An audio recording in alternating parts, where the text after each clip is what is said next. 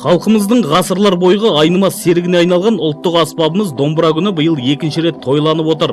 Мақсаты қоғамда ұлттық мәдениет пен бірегейлікті сақтау және қайта жаңғырту болып табылады.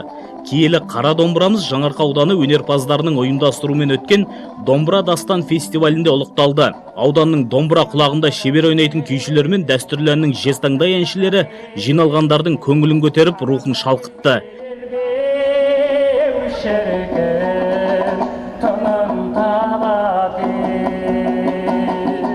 Барша қазақстандықтарды, оның ішінде жаңарқалық тұрғындардың барлықтерін мерекесімен құттықтаймыз. Домбыраның үні бола берсін, домбырада күйлер шырқала берсін, домбыра күні жасасын.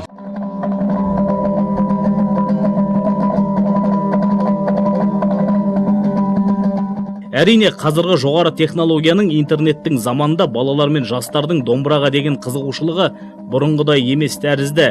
Бір жақсысы, бұл олқылықты түзеуге, жас ұрпақты ұлттық өнерге баулуға ұмтылатын ата-аналар көп.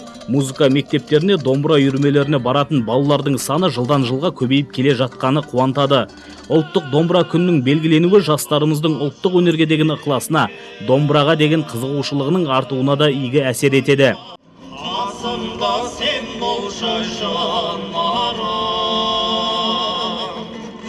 Құрметті қазақстандықтар, сіздерді бүгінгі ұлттық домбыра күнімен шын жүректен құттықтаймын. Домбыра деген біздің қазақ еліміздің ұлттық аспабы. Бұл шара біздің Жаңарқамызда атты жалғасын тауып жатыр. Жаңарқа халқын осы 1 шілде домбыра күнімен шын жүректен құттықтаймын. Нағыз қазақ емес, нағыз қазақ домбыра деп бекер айтпаған. Осы мерекеміздің арқамызда біздің салт дәстүріміз бен әдет ғұрпымыздың нышаны көрінеді.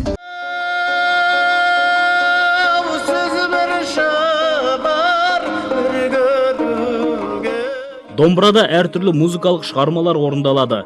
Ән, күй, терме, жыр, толғау, тіпті классикалық шығармаларды да орындауға болады. Бұрын ел арасында небір әнші, жыршылар мен күйшілер өмір сүрген. Олар ел аралап домбырамен тойларда ән салып, халықтың көңілін көтерген.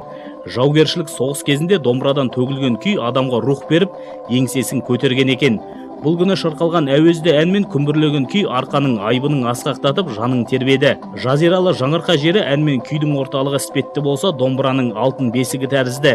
Кие қонған қасиетті ел домбырасын құшағынан босатқан емес. Демек, ұлттың жаны аталған қадірлі аспаптың мәртебесі қашанда жоғары. Қазақтың жаны да даңқы асыл мұра домбыра.